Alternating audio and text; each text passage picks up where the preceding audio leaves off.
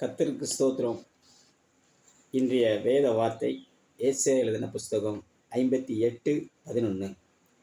கர்த்தர் நித்தம் உன்னை நடத்தி மகா வறட்சியான காலங்களில் உன் ஆத்துமாவை திருப்தியாக்கி உன் எலும்புகளை நீளமுள்ள ஆக்குவார். நீ நீர்ப்பாய்ச்சலான தோட்டத்தைப் போலவும் வற்றாத நீரூற்றை போல இருப்பாய்.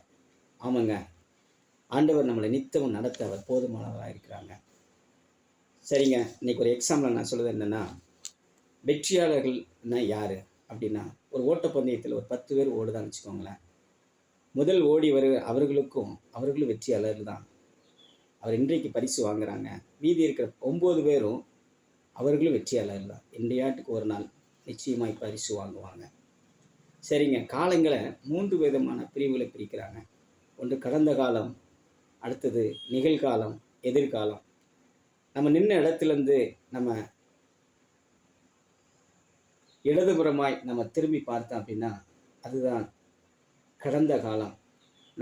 தேவன் நம்மளை நடத்தி வந்த காலங்களை நம்ம பார்க்கப்பட வேண்டும். நம்ம நிற்கிற இடத்துலேருந்து இந்த வார்த்தை ஆண்டவர் சொல்கிறார், கர்த்தர் நித்தம் உன்னை நடத்துவேன். ஆண்டவர் இந்த நாளில் அவருடைய வார்த்தை சொல்கிறது, நித்தம் உன்னை நடத்துவேன்.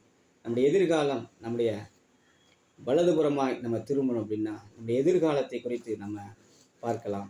எதிர்காலத்தில் நம்ம நிகழ்காலத்தில் இருந்து எதிர்காலத்தில் பிரச்சனைகள் வரும் அப்படின்னா வரும், வறட்சி வரும்னா வரும், கண்ணீரின் பாதைகள் வரும்னா வரும்.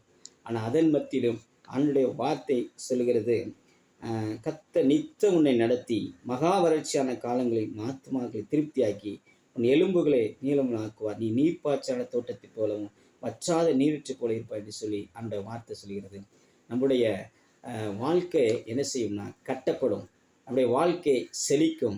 நம்முடைய வாழ்க்கை ஒரு பசுமை போல நம்முடைய வாழ்க்கை அமையும் என்பதே இந்த காலை வேளையில் உங்களிடத்தில் நான் கூறிக்கிறேன். எனக்கு அன்பான சகோதர சகோதரிகளே, நான் உங்களிடத்தில் சொல்லுவது என்னென்னா, ஆண்டவருடைய வார்த்தை சொல்கிறது, கர்த்தர் உங்களை இந்த நாட்களில் அவர் நடத்த போதுமானவராக இருக்கிறார். தேவன் உங்களை நடத்துவார். தேவன் உங்களுடைய வாழ்க்கையை செழிக்க பண்ணுவார். தேவன் உங்கள் வாழ்க்கையை கட்டப்படும். Amen. God bless you. Thank you.